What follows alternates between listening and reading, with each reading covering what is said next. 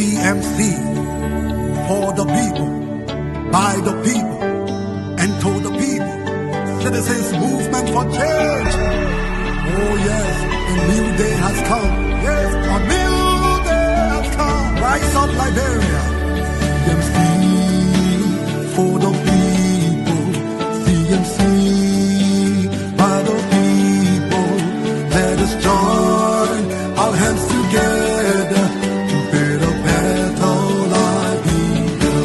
CMC, CMC, for the people. CMC, by the people. Let us join our hands together to build a better Liberia. Equity, national unity, transparency, accountability, social justice, integrity, CMC core values. CMC Global. It is a new day for Liberia. It is a new day for the people. Let's all together. Let's all together. It's a unity. It's a man. CMC. The land of liberty, the land of freedom, the love of liberty brought us together. Let's hold together in peace and unity to build a better Liberia. CMC, CMC, for the people. CMC, yes, by the people. Let's hold together in peace and unity to build a better Liberia. CMC, CMC, yes, for the people. CMC, yes, by the people.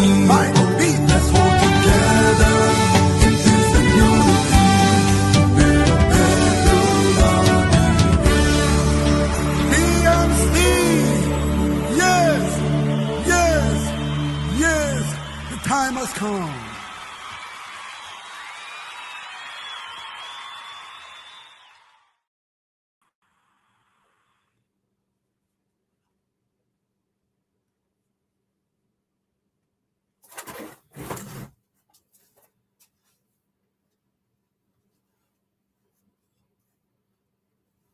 So,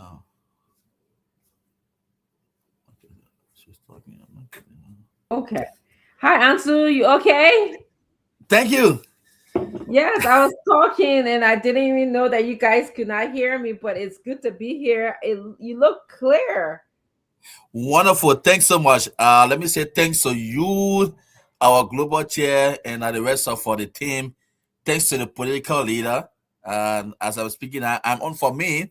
I'm on a test podcast for my end with a new computer setup. Yeah, directly from the global chair office. That I registered the rest of the team. So we are on a test the podcast with the computer and also the telephone. Thanks so much, Dr. Richardson. Thank you so much. I hope the rest of the team is listening because it was a united effort. It was a collective effort that allowed us to be able to get you guys to do a test project today. But you look great. You look clear. It looks bright. Even though we can't see the studio in the background, but you look bright. We'll keep on working and keep on pressing on so that you guys can be able to get quality service here for the Liberian people. So it's good to see you. How's Henry doing? Is Henry there? How is he doing? Great. As I was speaking, he's the one switching here and there. Right now, I'm not in the main studio. I'm here at the station, but I'm not in the main studio. I'm in another sub office, doing this text broadcast. So Henry is the one doing all the switching. He making sure that we can have a better sound and also a clear picture than what you said.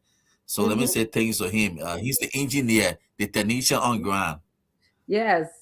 Thank you to Henry, and thank you to you guys for all that you do in Monrovia, in Liberia, for us to be able to come and speak to the Liberian people and provide them with news. Today promised to be a very interactive show with you, our viewers. We want to thank you for being with us and for watching all the time. This is the place that you come. It's late at night, I know that, and Ansley and I are very well, and Henry, we are very aware that it's late at night, but this is just a place that you come to hear some of the trending issues that is going on in our country. And also, we talk about CMC here, CMC news, different announcements and exciting things that are happening with our political leader or with the institution as a whole. So, first, I just want you, answer to give us any kind of, as we wait. In fact, let me just tell you, we're going to be waiting because some panelists are due to come in. I'm waiting for Mr. Tobe. He says something about the link. Henry, can you please communicate with him? He says something is wrong with the link, but I was able to use the link to come in. I don't know, maybe you guys just need to talk to him. I'm also expecting Madam Fanta Kamar, who is the spokesperson for the institution called CMC, Citizens Movement for Change. We'll be talking about, she'll be giving us a wonderful update about different, issues concerning CMC. She'll be kind of updating us a little bit. We're going to be specifically talking about the PL political leader speech. We in for sure we just did PL, but his political leaders speech. We'll be talking about that as well. There's a few things that are going on in our country. Maybe also can update us, and I would like to be able to talk to you guys about just a few things. I have a few slides that I will be showing as well, and we'll be talking about that. So that's what I have on my mind right now. Let's go to Ansu, and then we'll go to Henry. Yeah, so back home, that so far we are currently observing or following our traditional competition, which is the national count is post made. And today I saw the political leader at the VIP supporting his Nima counted. And also it was surprising. Spokes bring people together. I saw him alongside with the LPRC boss, Amos. So the both of them were there and just sharing fun. I said, wow, that's on the mobility. And the Mr. Amos were there, VIP stand. So as I said, currently we are following our traditional tournament here, which is a national county sports made. That tournament brings Liberians together.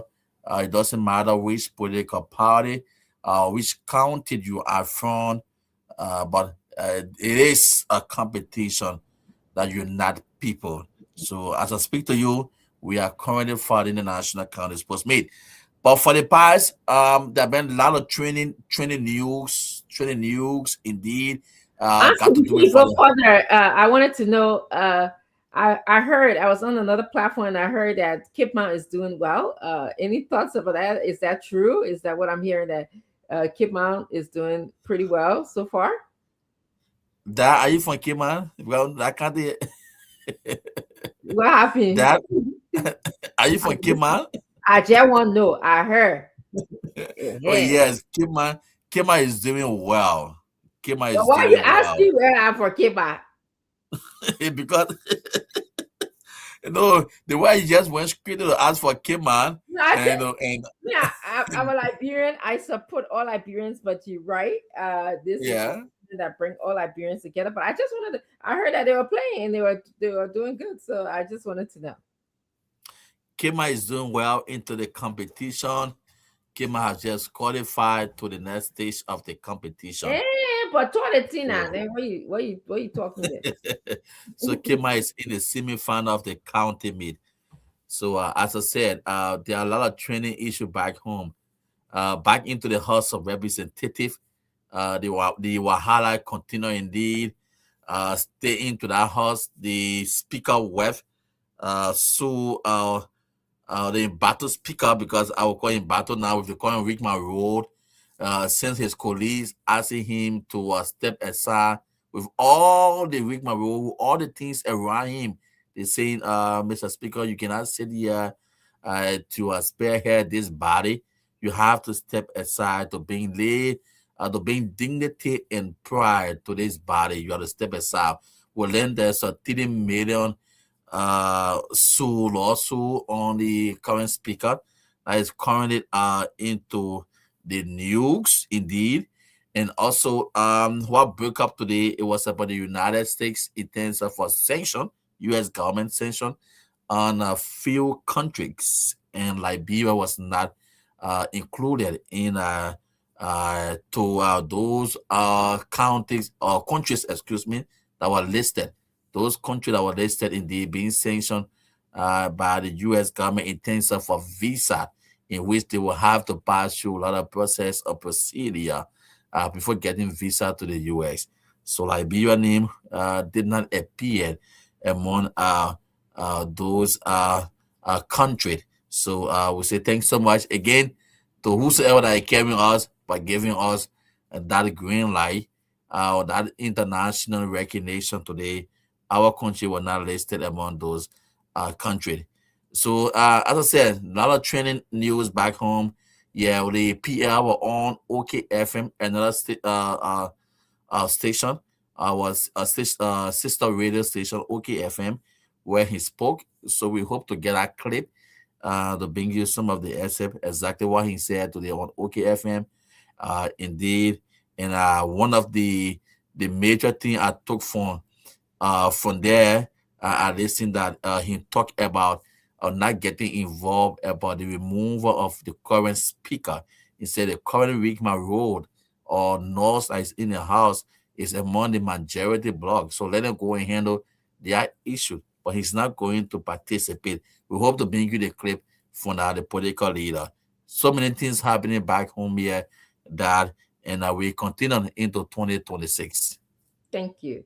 Thank you, Ansu. That was very nice of you to give such a brilliant update of what is happening in the country. But before we go to Henry to tell us about how was his day and what's on his mind, we still are awaiting uh, Mr. Tobe, and we are also awaiting Fanta Kamara, who is the spokesperson for Citizens Movement for Change. I wanted to just add to your comment. I believe the PL political leader of CNC said that we got so much work to do in Liberia and we got so much worrying to do about Liberia that his focus is on helping and trying to make the lives of Liberian people better. So he's not going to get involved in the rigmarole that's happening. Yes, you are very right, Henry. I mean, us when you said that, but he's just said, basically he is not going to get involved because he is focused on development in Liberia. So Henry, you want to go ahead and just tell us what's going on from your end? What a way to say greetings to you. Good to have you on. And let me say many thanks to the many listeners following the broadcast and all affiliate radio stations also relaying this program, the Broad's Insight slash CMC. Yes. So it promises to be very, very interesting, educative, and informative on today. I'm very, very grateful again to be here to talk issues as it relates to Liberia. And let me say many thanks to the team, from the diaspora for equipping the team back home, yes, because this is the only way the job will be done. We may have all of the good voices to call people over when we're not equipped to bring the program on, it will be a problem. So we'd love to say many thanks to you guys for all I do, to get a team strong, energetic, So it's a good thing again to be here. I hope that, like you always say, let me borrow from you when you are at your door side, but this time apparently you are within the health sector or the security sector. Uh, Whatever place you find yourself, we would love to say welcome to it. Let's have a good time and hope that our time here will make an impact, So that's just it from we're still doing the test, we're testing it as we are talking. You see, we're doing some adjustment. Yes, I think it's much better. Okay. Okay, so that's just it from my end. So good to be here again. Yes, yes, great. Great. I'm just excited to actually be here tonight to just know that you guys have what your equipment that you can work well, because this is what we want to do. We want to be able to present well to the Liberian people. We want to be able to work well with them. So again, I'm going to take this time to just welcome all of you who are listening to us.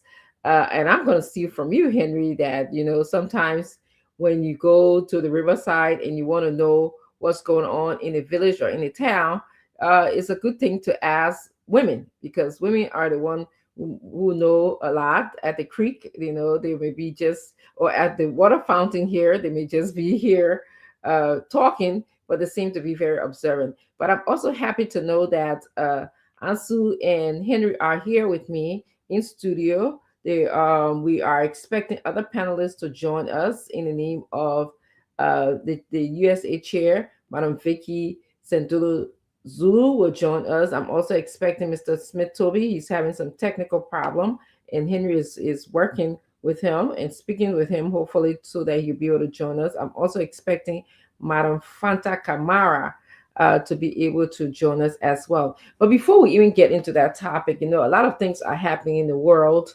Um, and we're going to touch upon a little bit, but our main concern is, how does Liberia, fall into this whole geopolitics of what happened in the world, and how can we make Liberia a better place? That is our concern. And as the PL said rightfully, we are concerned about developing Liberia. We are concerned about promoting Liberians. We are concerned about making Liberians' life better for them. So, in at this moment, I'd like to welcome Jesse Tyler. He said, "I want to be the first time voters leader in Swakoko district, please." Jesse, I'm taking your name and number here. So is Ansu and Henry. Definitely will be able to reach out to you and give you. In fact, they will soon be putting a way that you can register to become a member of the organization. Just go to cmclib.com. But can Henry or also please put it on, please. Maybe you can put it on in the comment section or run it at the bottom of the page, however way you guys can do it. Prince Bon Peters, those countries that were listed, he said. I see Mr. Tobit just also joined us. Thank you for joining us. Haji Man, he says, evening greetings to Dr. Richardson and the entire team on the platform. I am religiously following from around the nation's capital, Monrovia, Liberia. Thanks so kindly for all that you do for your country. Thank you very much, Haji Man. We really appreciate you following us and getting the information at this time of the hour in Liberia. We also see Prince Bon Peters, who's here. He says, "Greetings. I am an educator, Prince Bon Peters, volunteer teacher at Virginia Public High School, teaching government as a subject, CMC political leader in political district 17, Monserrato County." Thank you very much for joining us, Peter. We appreciate you. And Tom Johnny Poto says, apparently Tom did not see uh, that I was on Spoon today, but I left Spoon and came here. This is my commitment that I've made to CMC. But yes, thank you so much. Thanks for joining us. Come always and be a part of the conversation. Um, so we want people to know that we are on live. We are on the radio in Liberia. We are also being relayed by other areas in Liberia. So our primary focus is not necessarily on social media here, but it's also include being on the radio and being able to be heard on the radio. So thank you so much for those of you who have joined us. Mr. Toby, thank you so much. I have not seen you for a long time. It's good to see you. uh, how are you doing today, and what's going on in your world? Well, thank you. Thank you, Dad. I've been struggling to get through tonight, but thanks to Henry for making it possible. We've been off and on with the link, but it's good I'm back here. Good to see you as well. Happy New Year, and thanks for holding on as usual. Thanks to the team. It's been a very good time following the show from a distance, and we are great. Last evening, I saw the PR on set with you and Vic. It was interesting. He came in a little late, but it was wonderful hearing him as usual. Yeah, so we are happy and good to see Ansu. We are all happy to be back. It's another year, new strength. And like we've always said, the CMC has brought us together, so we are family. And we've come to talk what we believe in, and we believe in the ideology of the citizens movement for change. So I'm happy to be here tonight, and I'm sure it's going to be a wonderful interaction as we run the town to the end of the show. Thank you. It's also good to see you. Happy New Year to you. So we as we wait for other panelists to come in and to add their views to the topic that is at hand, I just wanted to run through a couple of things that I heard in passing in the newspaper. And as always, we'll always talk about how to develop Liberia, how things are related to Liberia. So we know that there's been different conversations about, uh, you know, Ezzy Atta.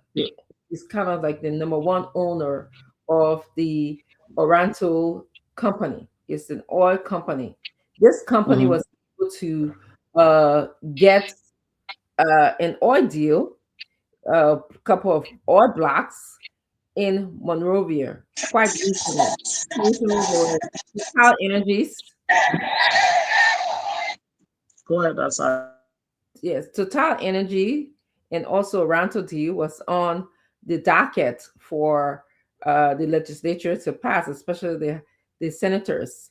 And we saw that they passed both Total Energies and the Ranto deal. And I personally objected to them passing a Ranto deal because they could not verify the assets of uh, Oranto, and also they could not verify, or they could not verify his capacity to build an oil facility in Liberia. Those were the two things that I objected to. So on paper, he looked good, but further study around the deal, let me just see, did not look good. And I want to tie Arthur Ezzy to Ezzy Arthur, however his name is, to this deal because he's the primary owner of this company. And we saw him in recent days connected to the leader of Venezuela. Now, I have no comment about what's going on,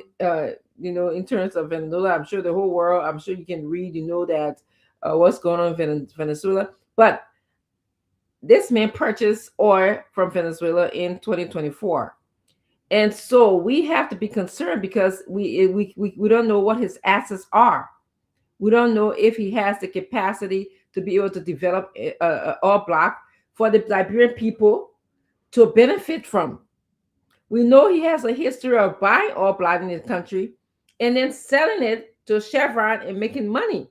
He has a history of doing that. We know he was in, was it Guinea? I believe he was in a local African country and didn't do well. There were some scandals related to his name. So I just wanted to also ask you, Mr. Tobin, and then I'll go to Ansu. What are your thoughts about what you think? And we're just touching this in passing, not in details. I just want us Liberians to be aware of what's going on globally and how that might impact the ordeal that was just passed in our country. well. Again, thank you. Like you rightly said, we are all reading and following the development happening globally, specifically with the Venezuela Maduro issue and the way it is now unfolding by the day with the involvement of other countries raising concern, not just about the arrest of him and his wife out of Venezuela, but with some of the deeds that others who've been linked with his presidency. Not many Liberians read about the situation until it got reported that in our own setting, people who's been attached to Liberia, specifically with coming here, working through our national legislature, buying oil blocks and selling them to bigger franchise, were also involved in meeting the president of Venezuela. So again, that has also raised some very serious concern about relationship people build around the world. And these business people who are involved into oil deeds and other big arrangement around the world will always have these opportunities to go to these places where they are opportune to meet leaders who are interested, especially in the area of interest. So now that we are aware that there's been this relationship some years back, the status of that relationship is what we cannot speak to authoritatively, whether a state exists, but we know that they met some years back, and he's been here in Liberia as well. He's been negotiating a concession. He's been negotiating oil blocks in our country. He had a history of purchasing and reselling, and then he resurfaced again in this administration, wanting and securing another block passed by our national legislature. So the board is back in our court to see how this relationship will affect, what they've signed or what they have agreed upon. Now they are all on break. They return a week from now. We hope that upon their return, they will start to look at some of these international issues, because the way it is turning, no one can readily predict what happens next. And with these kind of international concern and people being linked, everyone seems to be watching the trial and seeing how it's going to end at the end of the day. But if people with these contacts, will be in our system, will come here and give us the assurance, that they can do for us what others are doing for other countries around the world, only to find out that they are linked to other people that are now being arrested around the world. That now show us a very serious concern, whether those assurances given the government of Liberia through our national legislature will still be forthcoming, or there are other things that will hinder the agreement or the concession agreed upon by the Liberian National Legislature. It is also something to watch out for. But like you rightly said, we keep following it, we keep reading about it, and it is not to conclude about the capacity at this time, but we are concerned about the relationship that has existed or that is existing between those two individuals, and at what level is that relationship being tiered into Liberia, oil blocks, or oil politics. So it is a very serious concern. I'm sure Liberians out there, since the news broke of their relationship, are equally concerned, and we are reading to see the effect in the contract or in the agreement that was reached between the government of Liberia through our national legislature, and of course, those who were opportune to receive that concession from the Liberian government. So it's a very serious concern. We can all talk about it on the surface, but there are details that we need to follow as we proceed. Thank you. Thank you so much, Mr. Tobe. This is the reason why I want all Liberians to be concerned. When your legislators, the people who you elected, cannot verify if someone, okay, someone who's coming, a concession who's coming into our country, they cannot verify if this person uh, can engage in the technical building of an all block.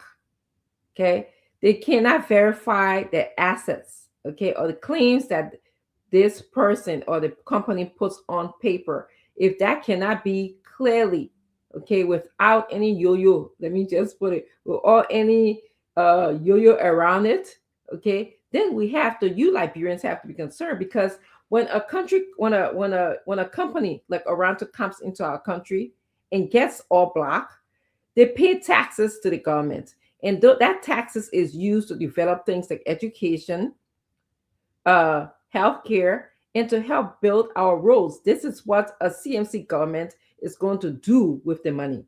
Now we know that whether these things are used, but this is why what we're going to verify, and this is why you should be very, very knowledgeable and aware that these things are happening in our country. The Oronto deal was passed. I don't know if his asset, Mr.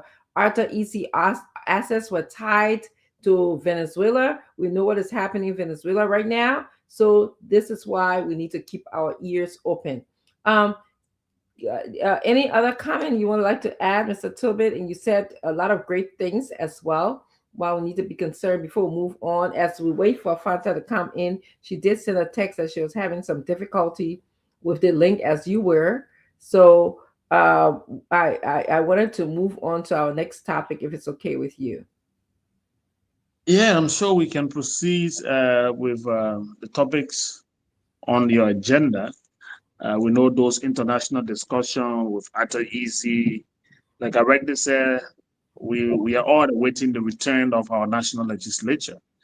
Yes. Now that they are hearing and reading all of the breaking news and the connection of Easy and to the arrested president of Venezuela, let's see what they will do. What are the due diligence? What are those documents that were being presented that gave them the guarantee that Mr. Easy was trustworthy of what he said, he intend to do in our oil sector.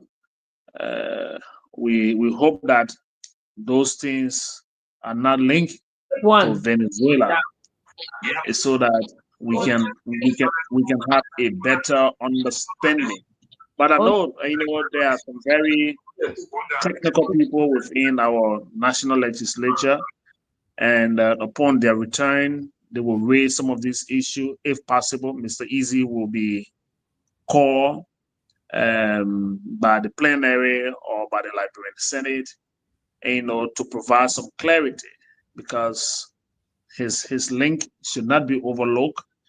It is a very serious concern, and whatever his document have said, whatever due diligence were done to that document, if there's anything linked to Venezuela in his conversation, he need to return to provide some clarity to the Liberian people through the direct representatives. So, like we have said, it's good for us to await the return of our lawmakers, but it's good to start reminding them that there's something that is of concern that they need to talk about upon their return. So many things, happening while they are on the break, but we hope this will be included upon their return and not those usual yay, nay kind of a conversation. It is very important that people of Liberia trust their judgment, and if the judgment were done with all of the urgency, dotting the I's and crossing the T's correctly, then of course we are cool. But if those issues will now create more doubts, then creating more questions than answer, then we will be looking out for more answer, because there are still more questions to be asked. Yes, thank you. Thank you so much. We know that in Liberia right now, a lot of people today, yesterday, they spoke about the port. We're hearing that the government uh, sent a bill. The president, I'm sorry, the executive department sent a bill to the legislature about, they use the word decentralization. I'm not fully convinced that I can use that word yet, but they said that they wanted to decentralize, as opposed to, some people are saying fragmented, the the ports of Liberia. For example, we have the port of Maryland in Harper, we have the port of Buchanan, we have the port of Monrovia, NPA, and we also have the Sano port, okay, the Greenville port. Okay, we have those four ports. And although those ports are functioning, but they appear to be functioning under the National Port Authority, which is in Monrovia. Now, the government of Liberia sent in a notification to the legislature that they wanted to fragmentize, like separate these different ports in terms of the way they're working. But when they sent this law, the president vetoed the law. But we know that the Senate have override the president veto. They are now saying that they want the decentralization. They want the ports to be fragmentized, and they think that it will be good. I'm sure all of us Liberians think that, whether I like to say decentralization would be great for Liberia. I like not to go to Monrovia just to get things like my birth certificate. I think if I can just stop right into Kakata from Bon Mines, or go right to Bon Mines to get it, but I would take baby steps, stop right into Kakata. That's decentralization to me. I don't want to go all the way to Monrovia to get my driver's license or plates for my car. That's decentralization to me. So we all, most Liberians, believe that this decentralization will help develop our country, as well as provide jobs, which is something that we badly need in our country. However, though, I don't want Liberia to be decentralized at the expense of not following the law, at the expense of the legislature or the Senate saying, I'm powerful, I'm strong enough, I can override the president's veto. I don't want to do that. I want the president to be very clear. Okay. So I don't want that to happen. I also know that there's a law uh, that in the new law. Hi, Fanta. How are you? It's good to see Hey, you. Dr. Francine. Hi, Smith. How are you? Yeah. It's good to see you. I was just in the middle of talking, and you can add your thoughts. We're just talking about the new law about decentralizing the country. Some people call it fragmentization of the ports. So we're talking about that. I just wanted to know your thoughts. I mean, I was talking about how we all want decentralization for our country. I want to be able to get, my passport, my driver license from Kakata when I'm in Monrovia. You know, Mhm. I mean, when I'm in Bon Mines as opposed to Monrovia, I don't want to have to drive all the way to Monrovia to get some essential things done. To me, that'll be good, and that's a good hallmark of decentralization.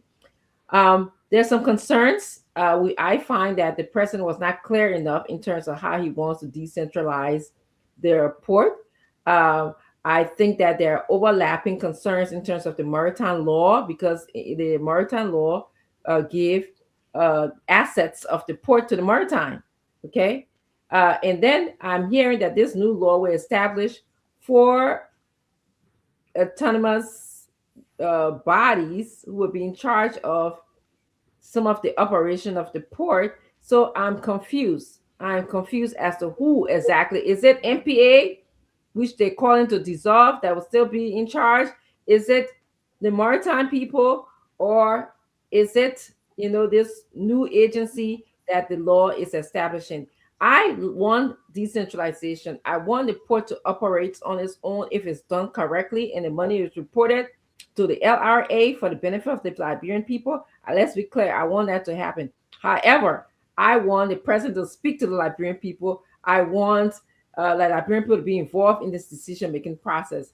Like, I don't want to go in the back door and do stuff for the Liberian people and come back to them.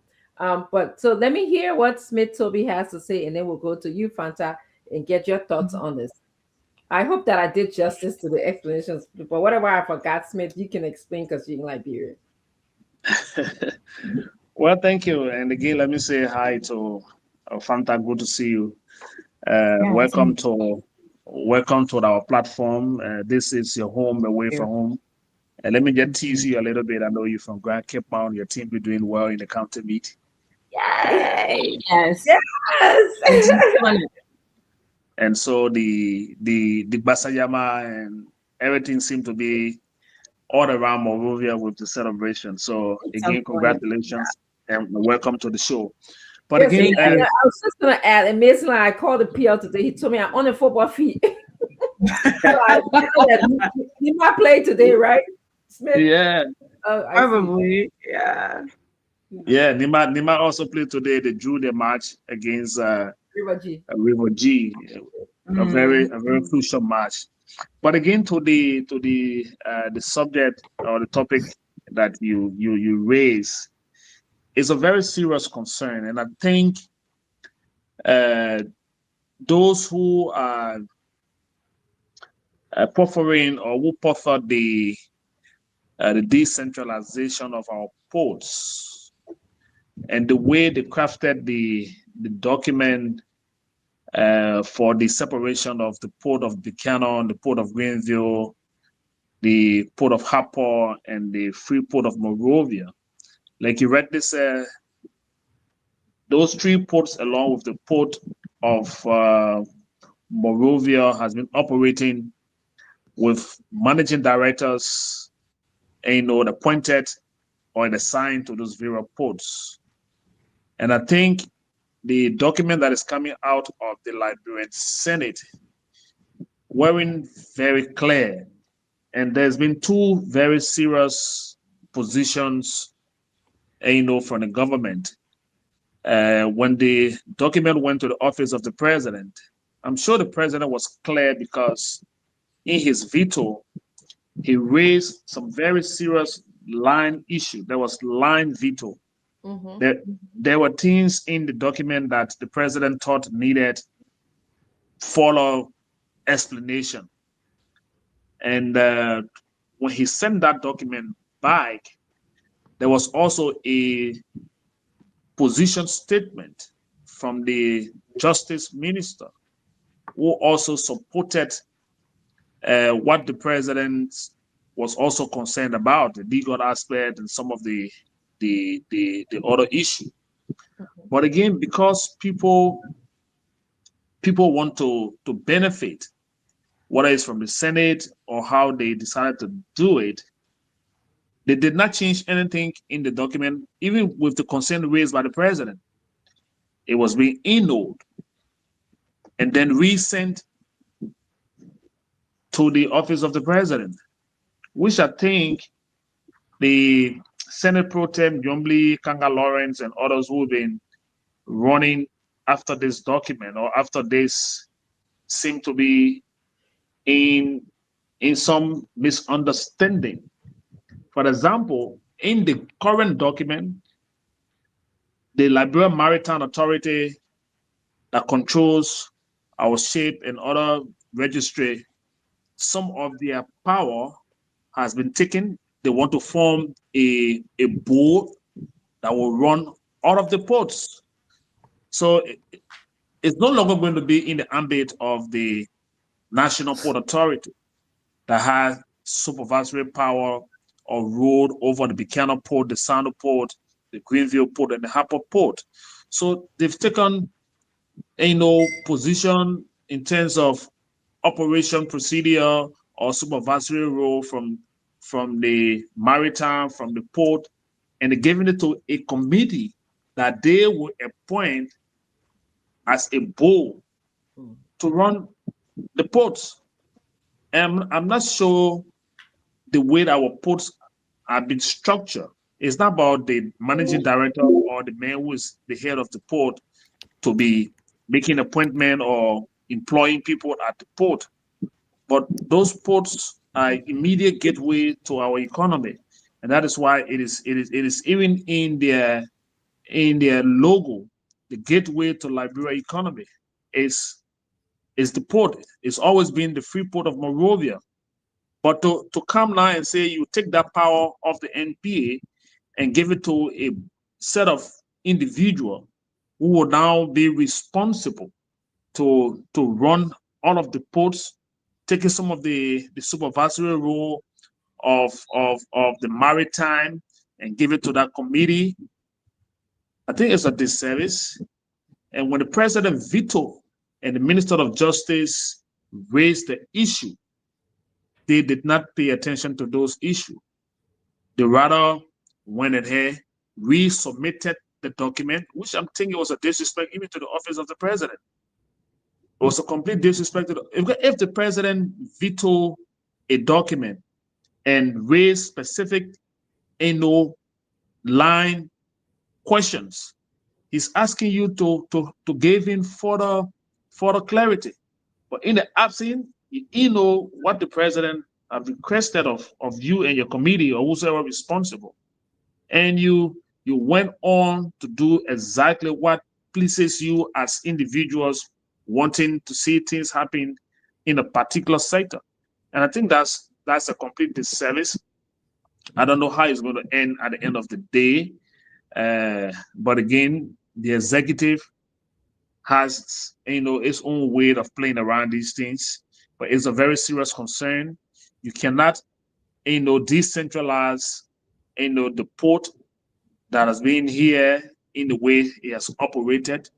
And if the president veto and you come, so in my mind, they want to now measure their authority with that of the executive authority. The president authority is the highest authority. If the president veto a document and ask you to provide clarity, and you fail to do that and go about doing just what pleases you as committee members or those who put forth that suggestion, then it's a slap in the face of the president. We hope that they'll look around that and see how they can find a solution. But there's so much contradiction in there. The Minister of Justice has raised a very serious point. The president has questioned that, but the Liberian Senate that bill emanated from, they're holding the grounds. Whatever reason that is responsible for that is best known to them. But for the Liberian people, I'm not sure they're doing justice to that conversation, and it is a very serious matter. Upon their return, we hope that there will be more conversation about that. We are even told that there was no discussion on it, the way it was being passed from the House of Representatives to the Liberian Senate. There was no expert opinion. There was no public hearing. So sometimes we wonder why the rush. Whose interests are they working? Who is this going to benefit at the end of the day?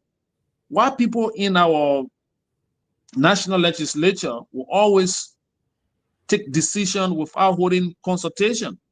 And this is not the first, neither the second.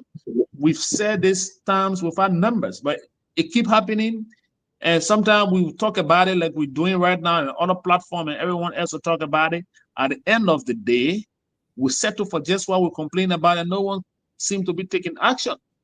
So now that they are saying it is not possible, some are now rejecting it. Some of the colleagues are not in support of it, but the way they work, it is always in the majority, and the minority, the yay, nay, has always caused this kind of a problem. But now that the president has said there are questions to be answered, we hope they will provide those clarity and see how best the Liberian people stand to benefit. And it should not be an issue that will be for few Liberians. Again, they are pushing if it is for the greater good of the country, we need to know if it is for the greater good of few Liberians who are talking about this because they got something to benefit about, then it is at our disadvantage, and which of course is a disservice to all of us that benefit from the resources of our country. I want to stop here at this point. Thank you. Thank you. So welcome the spokesperson for Citizens Movement for Change. She's the chief strategist for Citizens Movement for Change. Fanta Kamara Ba. Thank you for joining us. I do have the clip of the President PL's speech. Whenever you're ready, I'll be glad to play it. But if you want to also give opinion on your thoughts about the whole port issue. Yeah. Look, I wish I had a brighter, more optimistic outlook on this. I don't, because I think it's really important that we speak truthfully. Look, if this administration knew what they were doing, there would be no need for the CMC, the Citizens Movement for Change, is because they have been engaging gross discontent of the livelihood of the Liberian people, because when you can't even manage your entry points, you completely hinders the trade, right? That the local people, bulk of the population depends on. And this is just another layer in their absolutely disgruntled saga.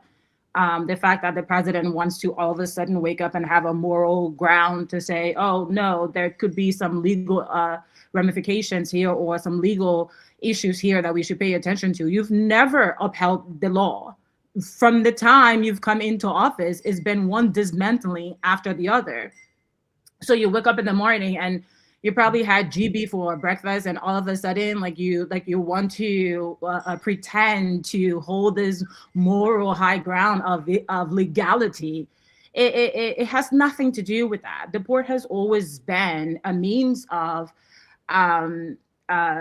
stealing. Let's just put it very clearly, right? Stealing and greed to where they want to maintain absolute control. Look. Bottom line, the issue here is not even structural. The port should always be nationalized, right? The way the system functions should be efficient, whether it's in Buchanan, Maryland, Monrovia. Decentralization, everyone is for. Reform, everyone is for. But because the way they have managed it is so it just makes no sense, right? That's probably the nicest thing I could find to say without completely going ham here. It makes no sense. And it goes to show that the managerial skills that are truly required, the administrative skills that are truly required to establish systems that actually works for the people, they're lacking those skill sets, right? It's not about the National Port Authority being the one who manages like the port, or maritime being the safety and say governing body. It has nothing to do with that. The structure has no issue. The management is where the issue lies, because it does not serve the people that should be benefiting from it. And look, to claim that the legislative has no right to be moving forward with this. The legislative is an independent body, right? We have three forms of government, right? Or three stages of government, and the legislative is an independent body. Like, no matter what the president thinks he can veto, he cannot veto.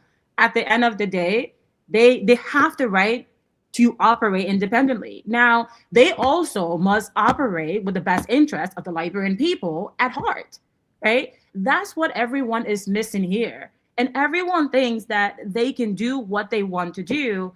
While there may be some truth there, does it serve the people? Does it serve Liberia? Does it put Liberia first? Like the Citizen Movement for Change. Everything that we do is centered and centric to improving the lives of the Liberian people and the Liberian citizens. So when we're having these discussions, or when the Senate or the president is all up in the air about reforms and what have you, you should ask yourself, is what I'm propagating putting the lives and the welfare of the Liberian people primary, right? At the top. I will tell you right now, it's not. It is, I guarantee you, we look into this, right? If I was to put on my Sherlock Holmes investigative hat here, I'll tell you it's about there's got to be some limitations to money going into his pocket. That's the bottom line here, or the people that he supports. Look, it is very, very simple. Sorry, it's very simple. You want to introduce reform and prevent this centralization of everything happening in Monrovia. Absolutely do that, but do it systemically. You don't have to change the structure to do that. You don't have to all of a sudden wake up overnight to say, oh, I veto this. Like, put the right system in place. But because you're incapable of doing that, this chaos exists. So Yes. look, it's no rocket science, as I always say. It is not rocket science. It's just that people have been incapacitated and being in positions of power that they should have never been in the first place. You've been in government for 40 years, and why have you been able to do half the things that I don't know a person. He's been in power longer than I have been on this earth. What have you done? The median age of Liberians is 18 years old, right? 80% of your population is 18. You've been in government for 40 years and you haven't figured out how to run political systems or governmental systems that actually serve the people. Then what the heck are you doing in that seat? Which is why there's a need for the citizens movement for change. If they were doing everything they were supposed to do, we would not be here. So the CMC approach is very simple. Institute systems that operates efficiently and serves the people irrespective of where they are. Simple. They can do that in 2026. And with the type of technological advances that we have, it is not a limitation. It is the lack of ability to coordinate in a fashion that is sensible. And of course, we know they're lacking that. So that's just going to be my take on that. Yes. Thank you so much, Fanta Kamara, for your addition to this view. Just to wrap things up, and then we're going to talk about the reason why you're here. We're going to talk about the president's and the political leader's speech. I keep on trying to use the word president speech there, a political leader of CNC. Well, we should be referring to him as the incoming president. He is the incoming president of the Republic of Liberia. Yes, Citizens Movement for Change. Just before we just wrap things up, I just want to acknowledge George Wagner. I believe I read a post this morning about the port, and he was talking about how the president needs to fix, this law so that it won't have this chaotic sense to it, like you mentioned, this kind of yo-yo behind it. Okay, and I just wanted to add that if the legislature, which is supposed to, like you said, operate independently, but if they're not coordinating with the executive branch and they're passing a law without considering what the president asked them to look at, for example, the maritime law and this new decentralization law, how it might conflict with each other. He asked them to look at that. And we get in a port, we asking investors to come through. And here it is, we can't even settle laws among our own government. So what message are we sending to people who are looking from the inside about laws in our country, about abiding to the Constitution, respecting the Constitution of Liberia? If one branch can just say, well, you veto it, but we're going to pass it, doesn't matter, we're just going to do our thing. Doc, it's about precedent, right? It's about precedent. When you come in pretending to be a king of a democratic, of a functioning government, right? Even though we don't fully uphold the principles of democracy, because what it truly means is for the people, by the people, of the people, right? But we often take that, or these croonings and political mafias often consider themselves to be um, strong men and entitled, as if to say the ascension to power is or the presidency it's a familiar right, right? It's part of their God-given right, or it's in their family legacy, instead of focusing on actually upholding the principles of democracy and abiding by it. They come and they completely disrupt it. They completely dismantle it. They completely destroy it with no accountability. And then you finish following your God with happy GB. You wake up in the middle of the night, like, to all of a sudden want to uphold the law. What law? When you control the courts, right? Yes.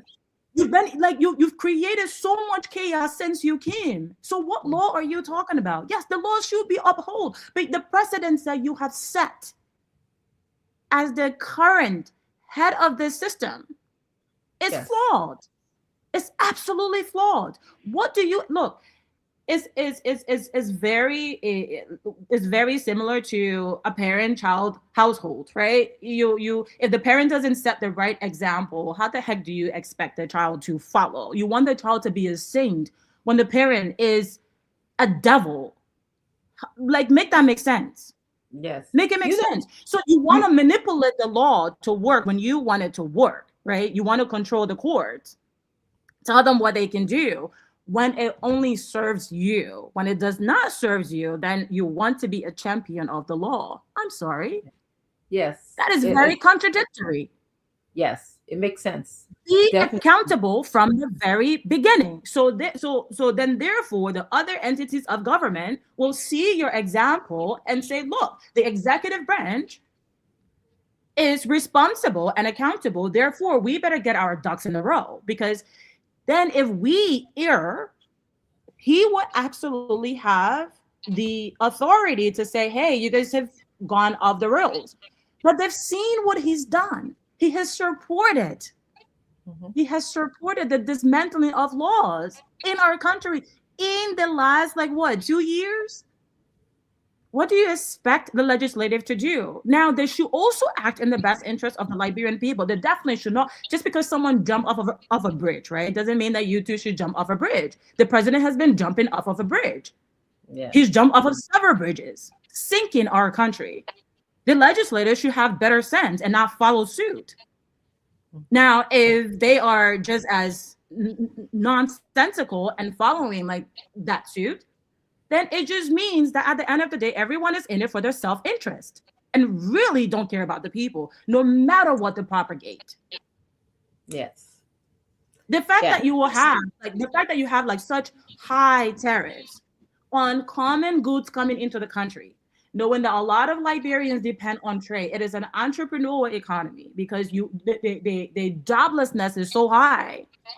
We're talking 70, 60% upwards unemployment rate. So a lot of people rely on the informal economy. They rely on bringing their goods to the ports. And even with that, you institute, right, cronies or organizations like APM Terminal who are bleeding the people dry just to bring in their goods. Fix those inconsistencies, right? Fix those issues that are truly hurting the pockets of the people. Fix them. Don't sit here fighting over power. When you truly care about reform, you're gonna look at the entire landscape and say, where do we start? Bits by bits. But you're not doing that. It's this boyfriend girlfriend fight between the Senate and the president. They can keep it in their home. The Liberian people needs relief, and that is what CMC is focused on. Bringing actual relief to the people. They can keep their boyfriend girlfriend fight right in their room. Thank you, Mr. Toby. You wanted to come in, and then we're gonna go into So I think the point we are getting across, and the rationale beyond all of what seems to be happening is the autonomy that the government seem to want to create, if not the government, but those who are proposing, giving all of the ports their own independence. And I don't know the perspective for which, for example, each of the port, should have their own way of raising their own finances, the staff, make their own policies, develop their own plans Yes. without any direct control from the National Port Authority. In time past, all of the ports have operated with a control system from the National Port Authority. But under this new arrangement, they want to give all of the ports independence. And that is where some of the controversial point in terms of this formulation, decentralization, and the president veto seem to be taken into consideration. Because if the president, even though he is the head of the executive, and the pro tem Senator Nyombli Kanga Lawrence, who heads the Liberian Senate, where the vice president said, as the vice president told the president, who is the president of the Senate, would allow these, sort of a conversation, these documents, and in knowing the president veto, there is something, deeper into this particular arrangement, and we need to stand up to this. If not, we will see more of these situation unfolding in our various sectors, forming few group of your friends and give them the authority to run certain sector under the pretense of them being independent, but they are being managed by a board of your friends, because the authority will be given to constitute the board. Who the board is going to report to the president. They are not going to report to the Liberian Senate. So there is something beyond this entire thing that need to be understood. Because if we miss on the track and allow this to happen, give Sando Port independence, give Buchanan Port their own independence, give the Free Port of Monrovia, give the port in Hapo, so everyone will just go about reporting to a group of Liberians who will be managers of the port. They will no longer report to the NPA. They will get no direction in terms of what happened in our maritime, because there's a provision that the maritime also controls on the ports. They will carry their own authority. And if the president sees it and he thinks that it is not hefty, the direct representative of the people are those in the both houses, the House of Representatives and the House of Senate. The House of Senate are considered to be the House of Elders, but sometimes their decisions baffle Liberians as to what sort of elders are they? What are they thinking? How do they go about making these decisions? How does it affect or improve the lives of the people in Soniwe? How is it going to improve the life of somebody in Bogonjiri? How is it going to affect somebody in Grand Cape Mount, in Kinjor, for example? So we cannot be making decisions for the country because of our own satisfaction.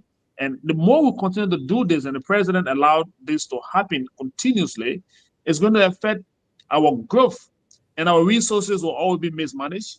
Our industry, our, area where we expect to run the economy will not be accounted for properly, and will go in cycle.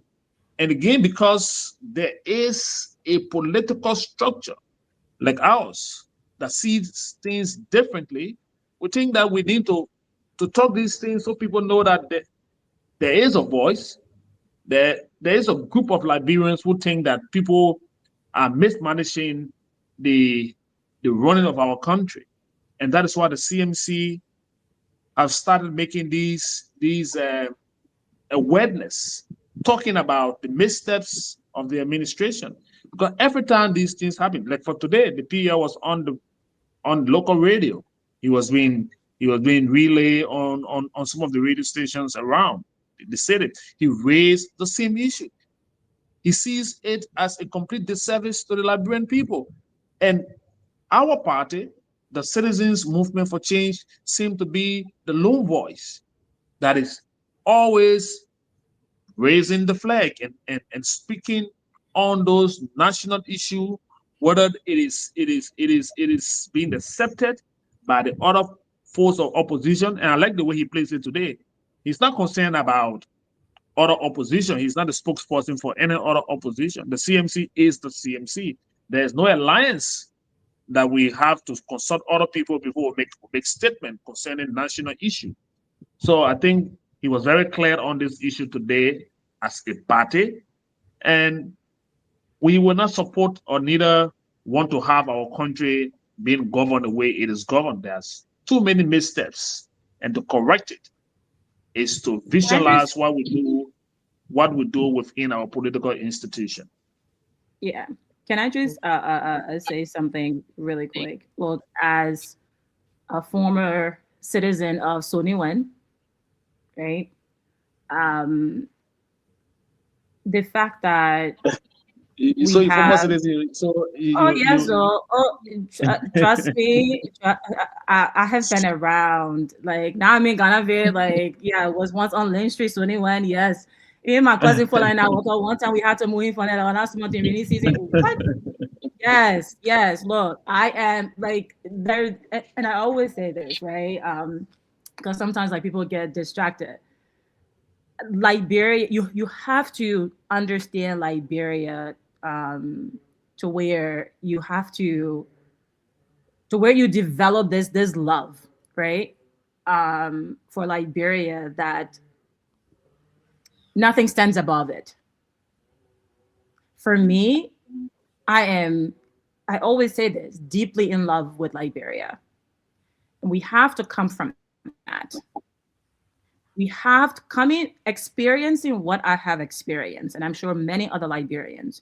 The love for Liberia has to take root again in our hearts, right? And if Liberia stands a chance at truly being a country that is serviceable to its inhabitants, the type of political madness that is happening today, we have to reject. The people of Liberia have to reject. Liberia has given everything to these people, and they have used her and abused her to a point where she looks at herself in the mirror today and she doesn't even recognize who she sees. Who are we as a people if we allow such madness to continue? It makes us just as culpable, which is why we cannot afford to mince words. We must speak directly about these things.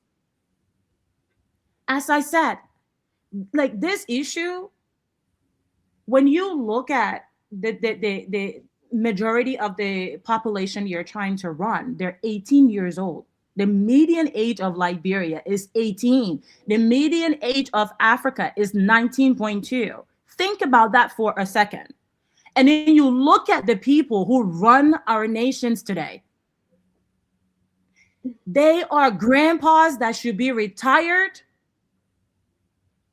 We're not trying to have a Paul BS situation. This gerontocratic madness must be dealt with.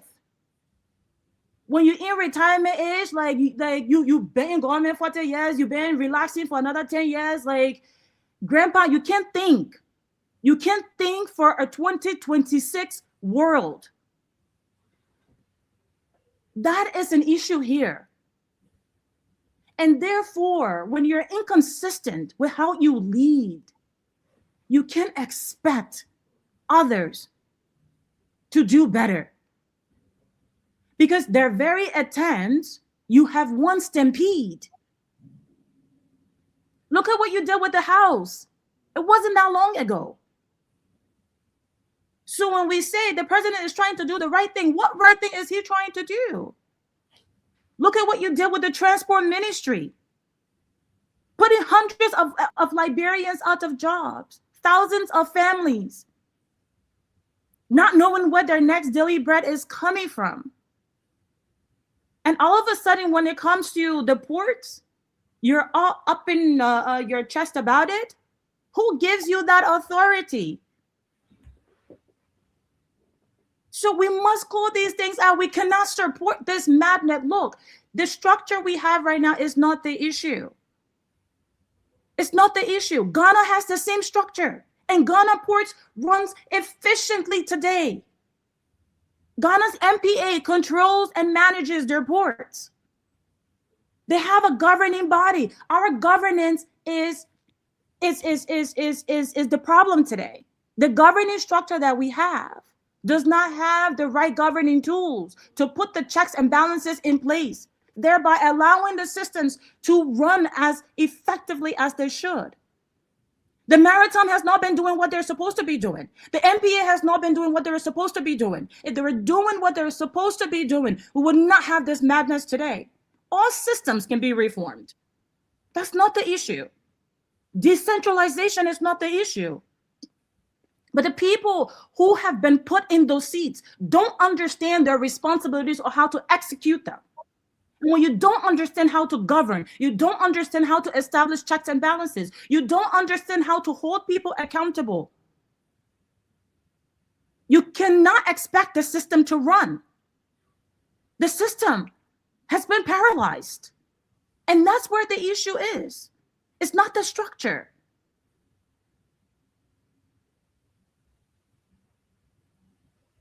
We have to understand that. And with the CMC, we're going to absolutely run on efficiency. We don't have time for legacy models. Not in this digital age. No. We have to operate with the utmost urgency and bring relief to the people. This madness must come to an end. Yeah. The president does not have any authority here. And if the Senate is acting, if they're acting as madmen as well, what CMC responsibility is come 2029 is to flip the presidency, flip the Senate, and flip the House. Get them out. Get people in those seats who will serve the Liberian people. And that is our focus.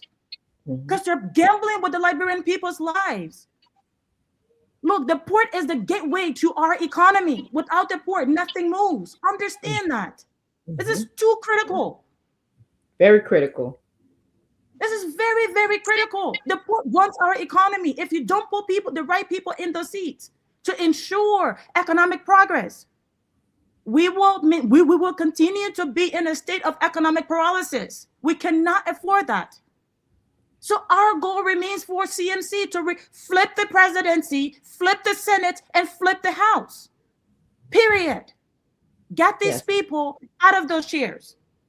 They're old and tired, and they need to go retire. Yes. Yes. Just to add to what you said, if you look at the state-owned enterprises, which is NPA, is a part of, how much have they contributed to the revenue of our country? And it's important because, and we Liberians have to be involved in this conversation, because if the state-owned enterprise like NPA is not making its contribution to our revenue, then can you imagine when they have these ports, these independent ports that they're going to put on another agency? Are they going to report? Is the money going to be beneficial to the Liberian people? And this is what we are advocating, that CMC comes to power, because we are going to review all of the laws. We are not going to be talking about legacy bill, because it's not about legacy. It's about the Liberian people. It's about the legacy of the Liberian people, uplifting the Liberian people, not about the legacy of a president or somebody or a government. No, that's not what it's about. So my question then is, and I'll continue to ask, we have the state-owned enterprise like NPA is not contributing to the budget, and if we contribute to the budget, it will help us have good health care for our people, have good education for our people, and good roads for our people. But that is not happening. So I can't imagine them making 4 additional autonomous port. Where is the money going to go to now? That's my question. My second question: if they can veto the president, how are they going to have investors' confidence? Investors, like Madam Fanta Kamara said, that's the gateway to our country. So if we're going to ask private investors to come in, and we're not respecting the laws of our country, the constitution of our country, or the code of conduct of our country, we're not respecting it. How do we expect other people, foreigners, to come into our country and respect us, and respect our laws, and respect the people of Liberia? I don't see it. I don't see it. So yes, we have to be concerned about what happened at the port of Liberia. So is it okay if I turn the conversation now to our political leader's speech? Yes, please do. Please do. We're ushering in a new year and we're Yes. excited for it. Lots and lots and lots are going to be happening. Yes. First of all, I want to ask you and Smith Tobin to just tell us about the speech a little bit. Like, they before I play the speech, I don't know what do you want me to play it now or wait. But before I play the speech, a lot of people have commented on the PL Musability presented a new appearance, a new look. Okay, he looked presidential. The music was very enticing and appealing to Liberians. What he wore, to speak, even though he dresses well, but he kind of what he wore was also very commercializing uh, his thoughts for being president of Liberia. It was very easy to believe in him, to trust him, to understand that he's working for the Liberian people. Just the ambience alone of how he presented himself. So I want both of you, if you can, beginning with you, Miss Kamara, and also let's just talk about the ambience, his appearance, the work that went into this whole speech. So let me start. Okay. I know Yeah, please go ahead. the reason why. I know the reason why I want to start. Okay. And let me allow Ms. Kamara to buttress where I start, because again, when you bring about professional people in the space to work and you allow them to put the expertise together, that's what you get at the end of the day. That's the product. In our space as communicator, and thank God that the head of our communication team is here, we are using the model of a marketing strategy. So Stability or the PL is our brand. And to sell him is to properly package him and send him out there. He now becomes our commodity. So we need to do everything around, and in making sure that wherever he goes, whatever activities he's involved with, whether it's public engagement, he's doing that professionally. And one thing I admired about him is that he's interested in holding a lot of consultation behind the scene.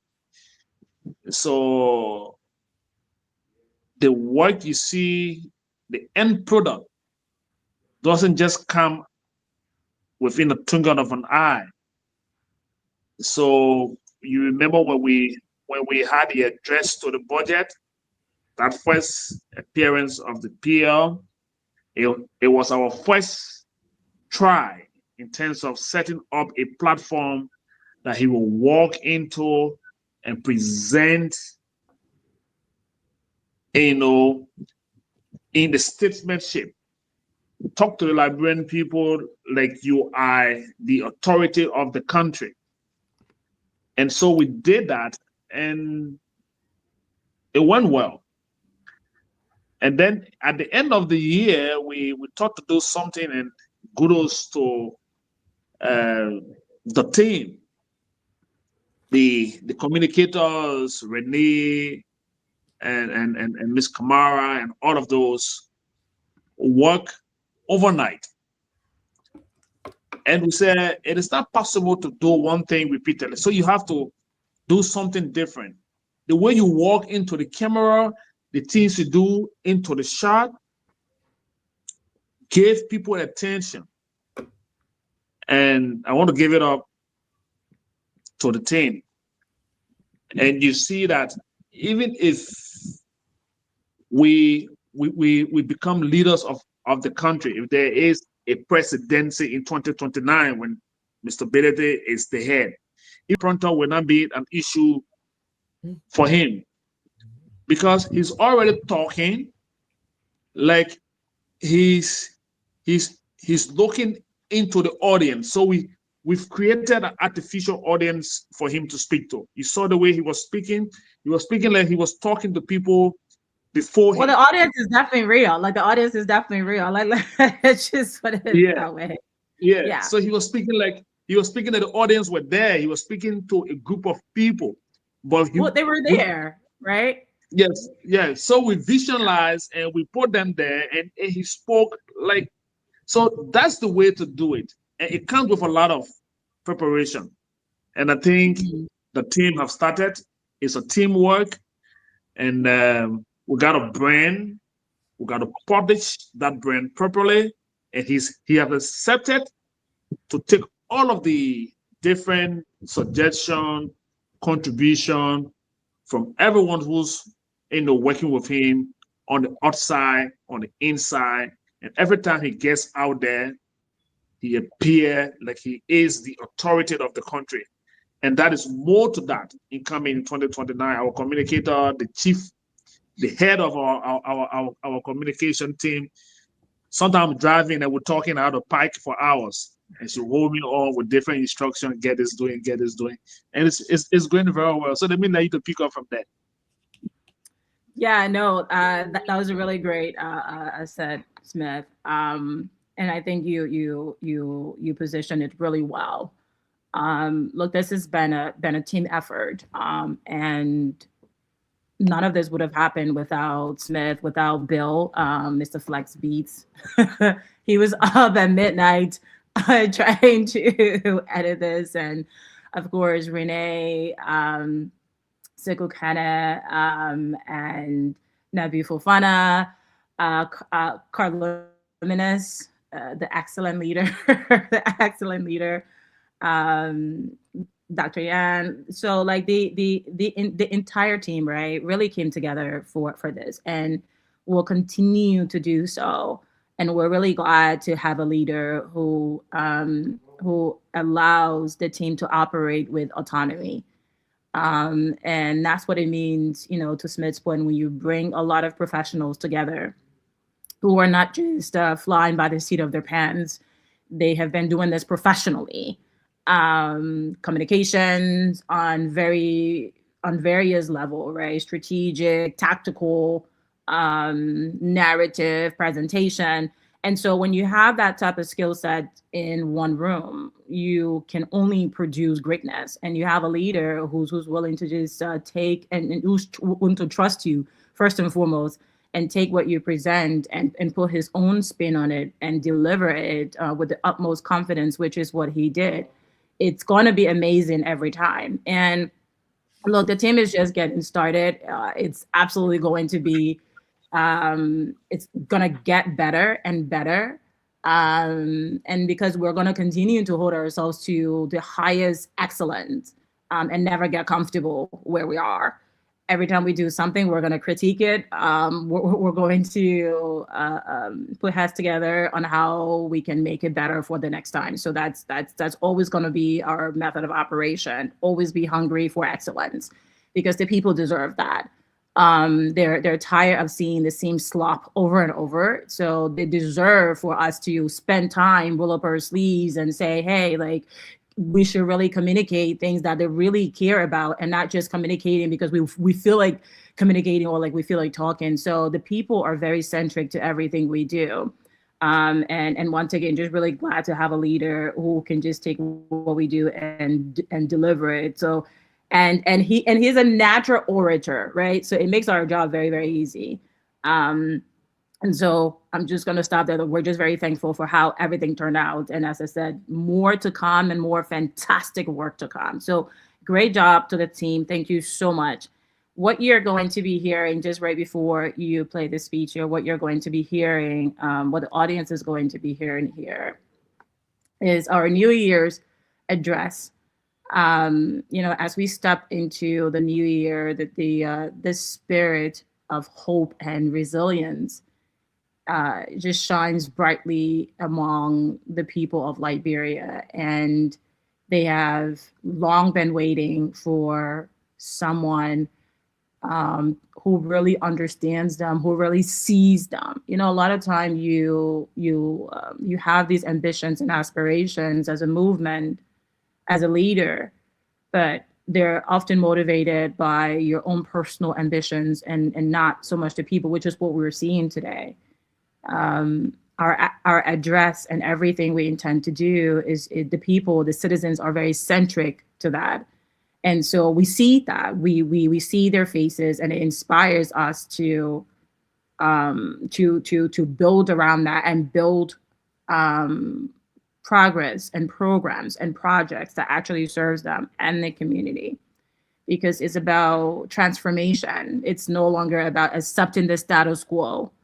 It's about pushing ourselves to deliver transformative changes that can actually not just impact their lives today, but definitely for the future, which is why we're not waiting for elections to take action. We're absolutely doing it now.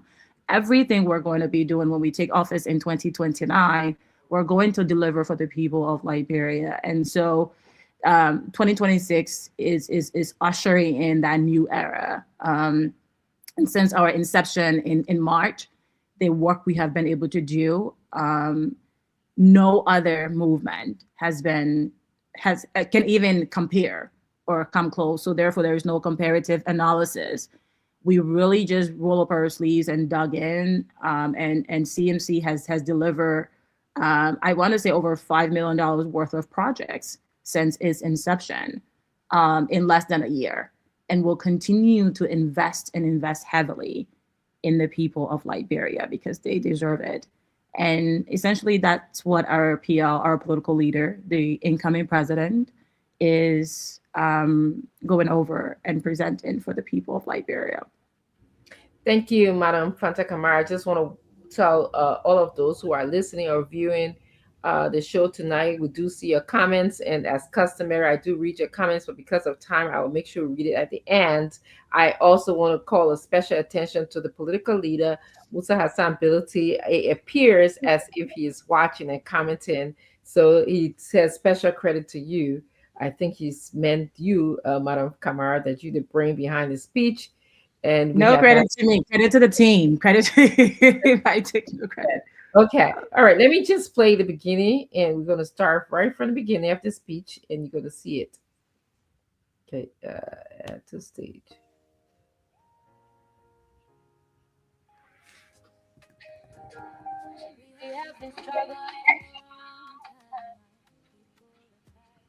My fellow Liberians at home and abroad, I greet you this new year with fire in my heart and hope in my soul. For too long, we have watched our beloved Liberia suffer. We have watched corruption eat our country like a cancer. We have watched our children graduate from university only to sit at home with no jobs. We have watched our mothers walk miles to hospital only to find no medicine. We have watched our farmers work from sunrise to sunset only to see their crops on roads that have no fix. We have watched and we have waited. We have watched for the Unity Party to deliver on their promises. They didn't. We waited for CDC before them. They failed us too. We have been patient. We have been hopeful. We have been disappointed. But I'm here to tell you today, waiting is over. Let me tell you about some of the amazing work the CMC has been doing to bring true relief to our people. The Citizen Movement for Change, since its launch in March 2025, have delivered an astounding amount of projects, from roads to bridges, schools to clinic rehabilitation, donation to community organizations, including market women, churches, mosques, youth organizations, from the role in Nimba County to the bridges we are about to build in Lofa, in Bon. This is only the beginning. If we can accomplish this much in such a short period, imagine how much more we could do together in 2026. 2026 is not just another year.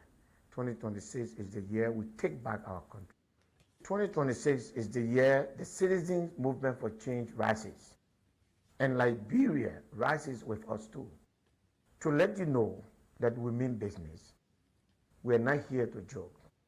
Here are a few projects we've earmarked.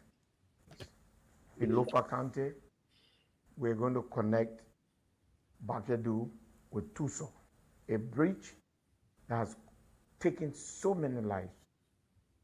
Hopefully, 2026 we see the beginning of the end of the suffering of the people of Guadalajara. In Banga, we are going to do a bridge that has literally divided the capital of the central point of the Republic of Liberia. In 2026, we will bring relief to the people of Banga Bon Country.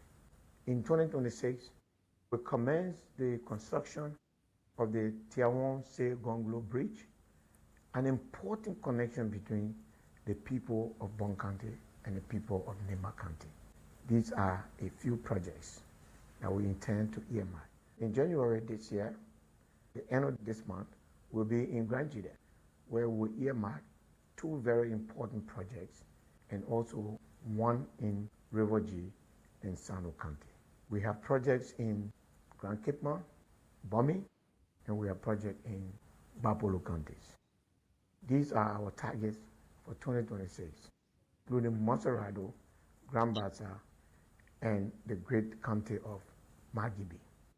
I know some of you are tired of politicians who make promises they never keep, tired of leaders who serve themselves while you struggle, tired of hoping for change that never comes. I understand that tiredness. I feel it too. But let me tell you what I also feel. I feel the strength of a mother in Nimba who wakes up before dawn to provide for her children. I feel the determination of a young graduate in Monrovia who refuses to give up on his dreams. I feel the pride of a farmer in Lofa whose hands have fed this nation for generations. I feel the love of our brothers and sisters in the diaspora, in America, in Europe, in Ghana, who send money home every month because they have never stopped believing in Liberia. That strength, that determination, that pride, that love, that is the real Liberia. And that Liberia, your Liberia, deserves better than what we have received. So here is my promise to you, not as a politician, but as a Liberian who loves this country with everything I have. CMC will end corruption, not reduce it, not manage it, end it. CMC will create jobs, real jobs, jobs that let you provide for your family with dignity. CMC will build roads that connect our farmers to markets, roads that connect our children to school.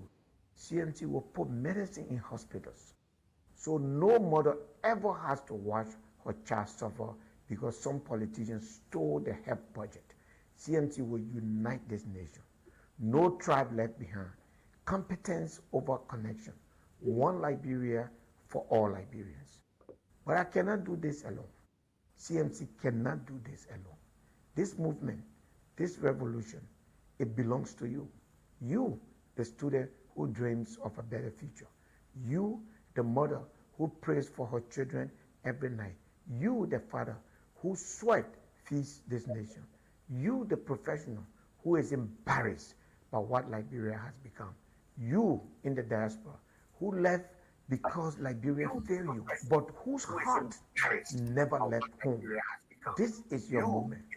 This is your movement. Because Liberia failed you, but whose heart? I'm asking you.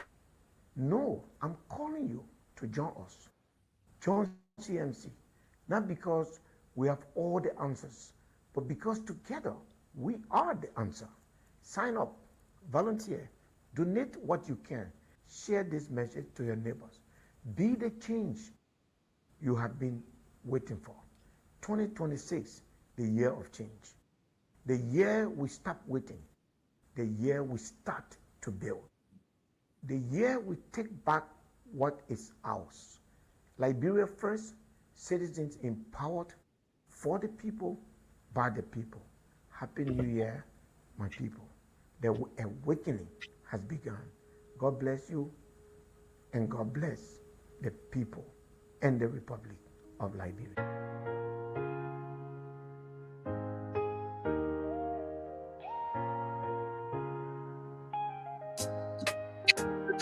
We have been struggling for a long time, my people are tired. The sun is hot in the streets, but we still have no money. Mothers are praying, God, please send us someone new. We need leaders who will really help us to stop the suffering. Our young people are losing their dreams. School is falling apart, hope feels so far away. We just need one real chance to build a better life. We need leaders who put the people first and do not lie. Oh, Liberia, how long will we stay like this? They always say change, but nothing changes. Now we need real love, not sweet talk. If you feel the pain, raise your hand. If you want change, stand up. From Monrovia to every village, it's time for leaders who understand us. CMC and Musability, lead us all. Take us out of the dark into the light. My people have cried, but our hearts still shine. Better days are coming, please don't lose hope. CMC and Musability, show us the way. From all this suffering to a bright new day. If you believe, sing and dance. Sweet, sweet, sweet Liberia will be sweet one day, yeah. It will be sweet one day.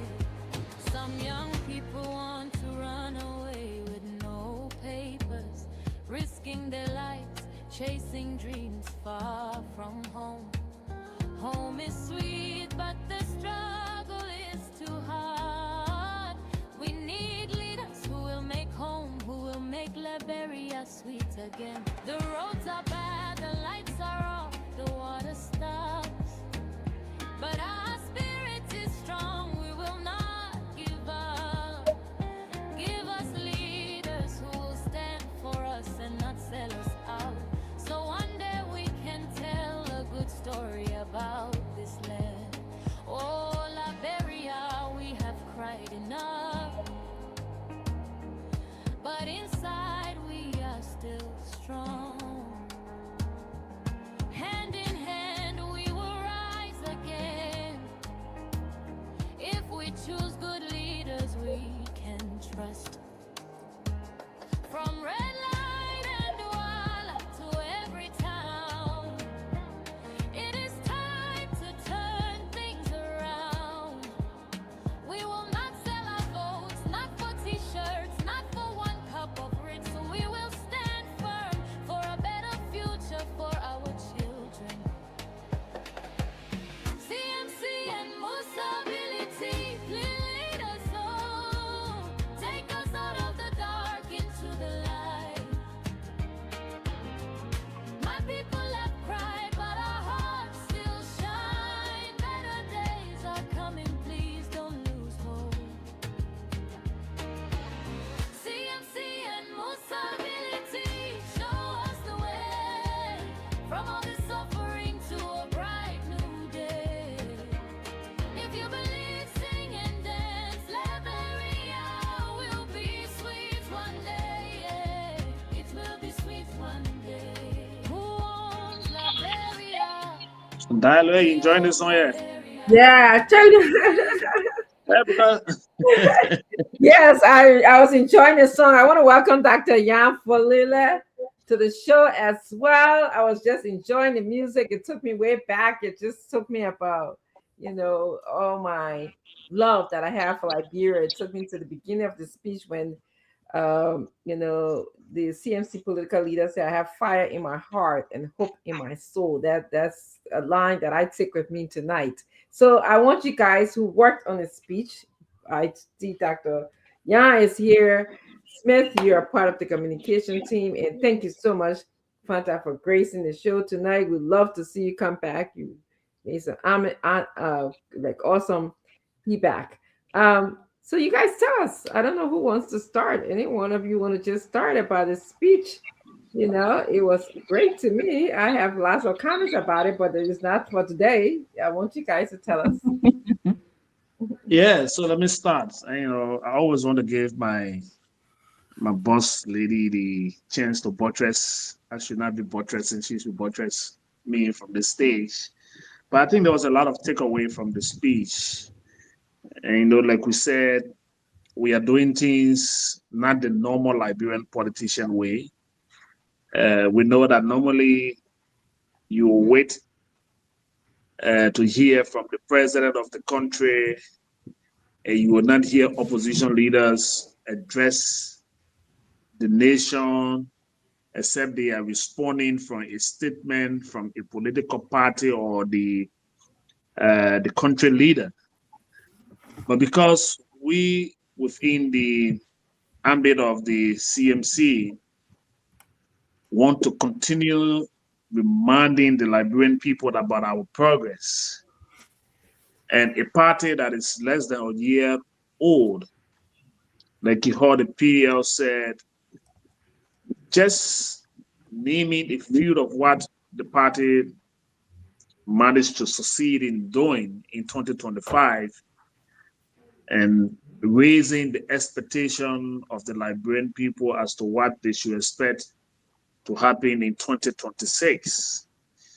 So we know as a political party, we've made a lot of intervention in rural rehabilitation, feeder roads. We've done bridges. We've done renovation of schools. We've done the donation to market women. We've been supporting churches, mosques, youth groups, community organization. And it tells you that if we can accompany this much in a very short time as a political party, then you go to what the PL said in his speech. Imagine what we can do together in 2026. So in less than 8 months of a political party, we've managed to do a lot in terms of intervention. And today I heard him speak on the radio and said, the CMC next move, we are moving towards the counties in the southeast, specifically Grand Gita, Maryland, Grand Cru, and Sano. It means that 2026 is not a year that we will sit back as a political party. But again, like he rightly said in that speech, the wait is over. 2026 is going to be a year to take back Liberia. And if we are to take back Liberia as a political movement, a citizen-driven national intervention promising to take back Liberia through tangible projects rather than campaign rhetorics. So we will not get involved into campaign rhetorics. We'll get involved into tangibles. There's a whole lot to take away from the PL speech. But again, like we said, it is a teamwork. I want to say thanks to all of the team members. The head of our team is on the show tonight. But again, like we rightly said, Dr. Nyan is joining us for just a few minutes to go, Chief. But we are happy that you're here. So, Fanta, you want to say something? Then maybe we can see how we will allow others to join you. No, Dr. Yankin, please go ahead. Please Yeah, add. yeah. This is Kamara. It's nice seeing you. That's my first time. I think we talk on the phone the other time. Mhm. Yeah, it's nice to see you tonight in person. Uh, Doc, By the way, always. you came highly recommended by Doc. So that was a Yeah, great recommendation. So thank you, Doc, for that. Yeah, it's fantastic. yeah. Doc, it's always Toby. Yeah, thank you always for running your time. I know it's late in Liberia, but you always here. That's the commitment we all need to practice. You know, the speech listening to tonight. My first, the first day I listened to the speech, tears were running out of my, the high emotion I can be when it comes to Liberia, especially what our people are going through. Yeah, for me, I did not see my childhood. I didn't have the chance to ride bicycle. I didn't have the chance to play with my, peers in playing marble and what have you. I didn't have the chance to go through that. I did not have a childhood, you know. And today, seeing our country, we are no more in war. And seeing our country going the way it's going, I think wartime was even better than what we are going through today. You know, probably for the lack of better word, I would say wartime was better because we cannot be in peace like we are enslaving.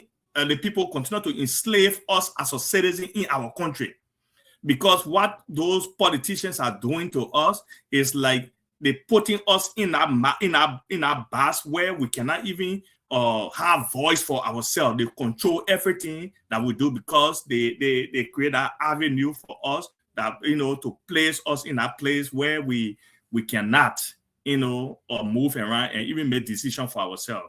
We depend on them for everything with a level of minerals or resources God gave us, in our little country. So CMC is different from all other political parties that I have read about, I have seen, CMC coming with tangibles. CMC not coming to say, oh, I will. CMC is telling us this is what we are doing. That's what CMC is doing. So to our younger folks who your future is online, we are born children and we ourselves need that avenue to grow and be the men and women that we intend to be in our own country. This is a time that we direct our mind and our effort and our everything to a political party that means business for us. That's why when I was listening to that speech, it's not like he's saying, I will. He was saying, this is what we have done, and we need your help to even do more. But the commissioner compare it with his speech. Our current president will be saying, we will do, we will do, we will do. He will not come out to point out this is what we have done, but you will be hearing, we will, we will. But this is an opposition political party just 6 months old, telling all the things that they have done. And it make a significant impact in the ordinary people. He's not focusing on Morovia. He's focusing on the people that in their need of what they want from their country.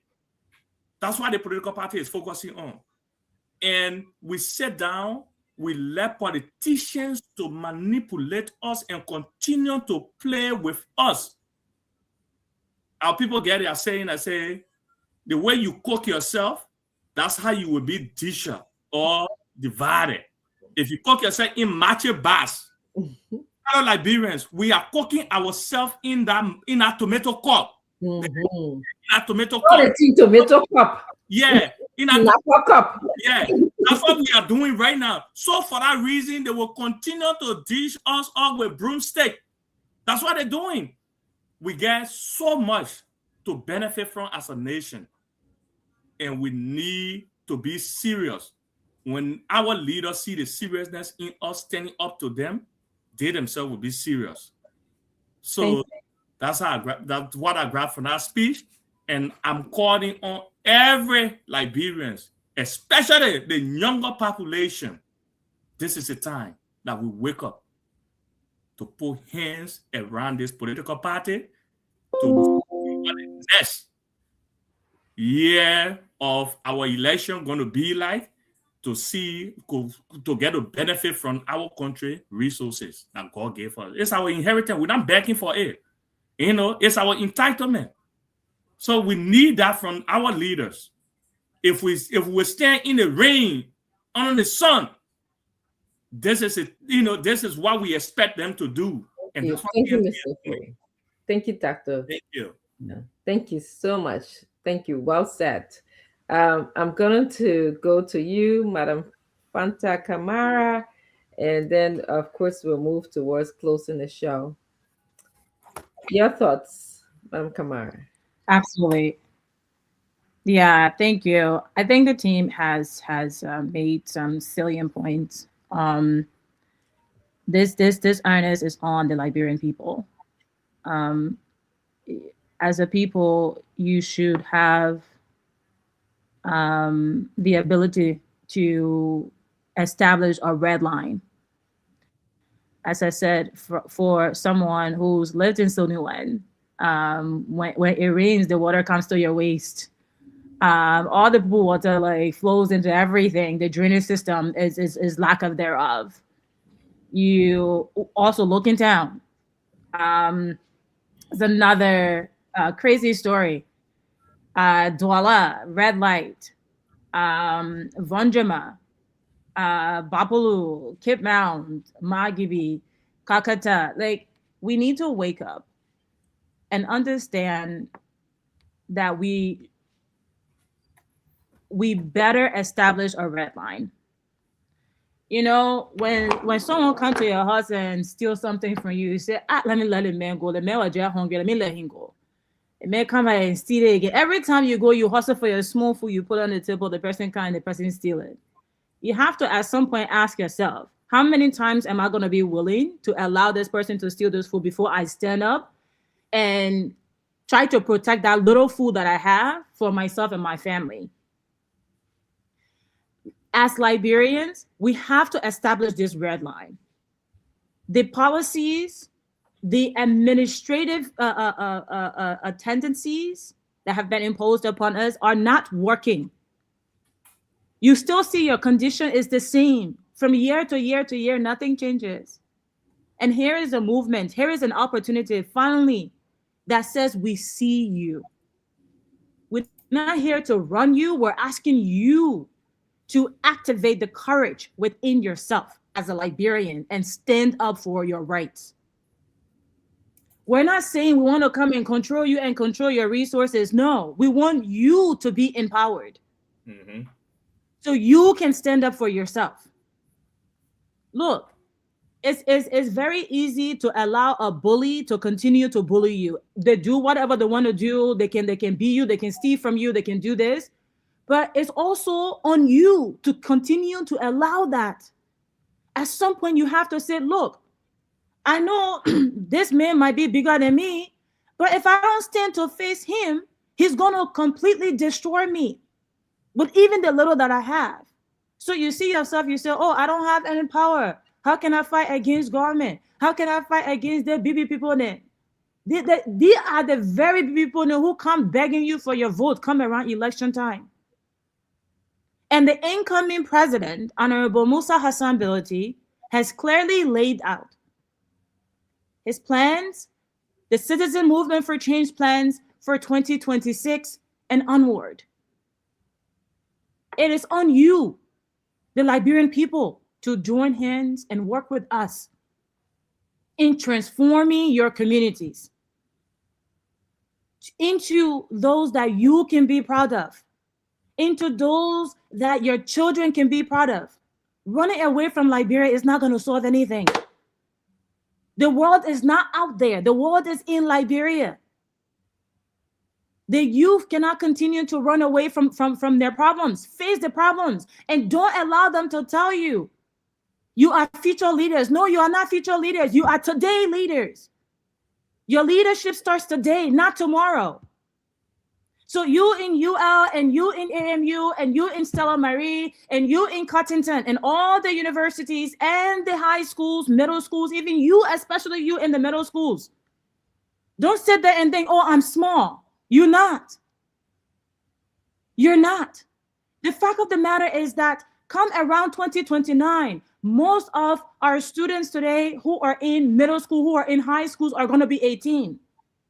Because unfortunately, due to the lack of access to education, most Liberians start education late.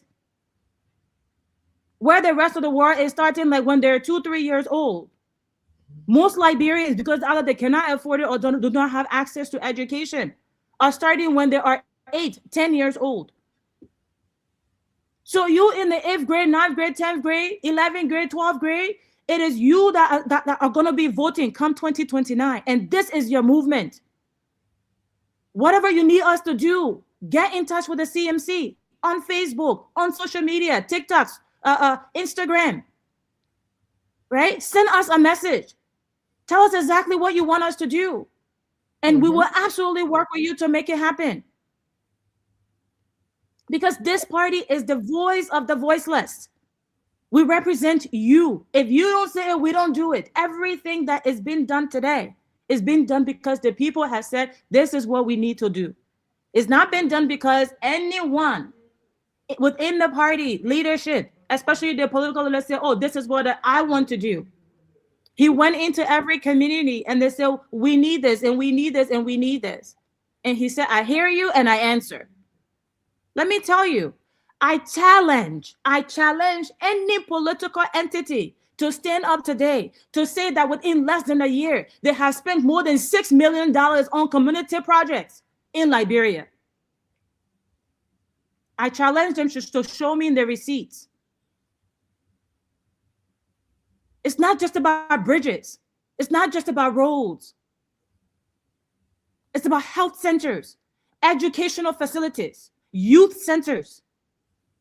We have to understand that we as a people are the ones with the power, not the politicians. And so 2026 onward is when the people of Liberia takes back their power. The people power, the true people power. And we, the Citizens Movement for Change, is going to amplify that for you. We're going to support you in everything that you want to do. Do not hesitate. Don't say, these people, then when you go to them, they will just lie to you, man. Come and tell us to do something for a community that's going to benefit the masses and see us not do it. Put us to the test. We're not asking you for your vote. We're asking you to put us to the test. Let's start there. Let's build that trust, because it is upon that trust that we transform Liberia into a Liberia and a country that we can all be proud of. So this address is just the beginning of what is to come. The many layers that is to come, the many benefits that is to be delivered for the people of Liberia. I challenge any party, show us the receipts. What have you done? Over $6 million the CMC has spent on development projects just to this date. And 2026, when our yellow machines come, it will be like Oprah. You get a yellow machine and you get a yellow machine. You get a yellow machine. Every county gets a yellow machine. Yes. We're not here to just talk. We talk and do. We talk and do. From today's forward, get to know the Citizens Movement for Change as the party and the movement of talk and do. We're not here to joke like little empty promises, passing around begging jeans politician them with a big gut name, like they don't even know their from their right. They can't even fit in their suit. They don't know how to polish themselves. And then talking about law and order when you dismantle law and order. No, that's not what we're doing. We are here to transform the lives of the Liberian people, and not just by talking. We will continue to demonstrate that for you to see. So come around election, you yourself will be begging us to make sure we have representatives. And I want to say this from hands on. When I said earlier that the CMC is going to flip the presidency and flip the Senate and flip the House of Representatives, I'm calling upon all Liberians out there who have the will to run. Don't think about, oh, I don't have money. If you want to run, if you have the right ideas to represent your community, put your name in the hat. We want you to run as representatives, as senators, because this is your movement. Don't sit there and say, oh, I need 40 years of political experience. We can clearly see with those who have 40 years of political experience where it has led us. So you don't need it. You just need that fire in your heart and hope in your soul. All right. Thank you. Honorable Thank Musa Hassan spoke about. Thank you. Thank you so much. You know, I used to watch Obama a lot during his campaign season, and he would go and say, "Fire up," and the crowd would say, "Ready to go." So I imagine Honorable Musa Hassan Bellotte saying, "Fire in my heart," and Liberian to respond and say, "Hope in my soul." So this is the message to you. You know, he said 2026 is going to be our year, and as you heard, all of our communication teams, member of CMC, are telling you 2026 is going to be our year. But I just a quick observation. I saw a leader with empathy when he spoke. He mentioned a group that we all can resonate with. He talked about farmers in our country. He talked about mothers in our country. He talked about the graduates in our country who are now jobless and looking all around for a job.